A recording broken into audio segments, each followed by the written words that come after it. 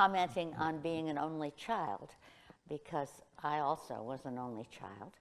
And I think one thing it did for me, or to me, was make me think that everybody was going to be nice to me and take care of me and do what I wanted. And it took a while to realize that things are not like that, in fact. And so recently I've been thinking, you know, my major failure as a younger person, and something I would encourage everybody to work on, is understanding politics. Not just national politics, but politics in terms of your personal relationships, getting along with your neighbors, the people you work with, all of that kind of thing.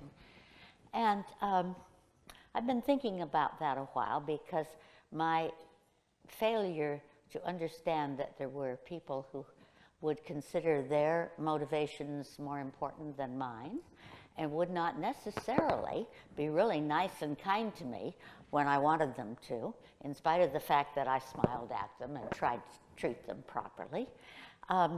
That has caused me a considerable amount of trouble in my life. So I was thinking I need to be more political. I need to understand, you know, what's going on here and why people are doing what they're doing and so forth. And then more recently, I've been thinking that what I was calling political awareness was probably really a matter of not attending enough to other people and what it is other people want and other people need and where they're coming from. So that finally it's come to me that this is perhaps a much more humanitarian issue than I originally thought. And I've discovered that if I work on that with people that I'm trying to deal with and understand, really understand where they're coming from and what their needs and desires are, that even if they're trying to do me in, my attitude toward them changes and life is a lot better and easier, even though I may not prevail in what it is I want, because I no longer feel so wounded and abused.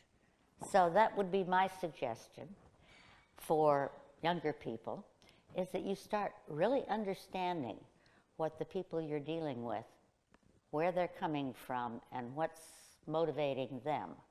And then you will not only probably deal more effectively with them, but you will also have a much better feeling about them, and life will be a lot more bearable and pleasant.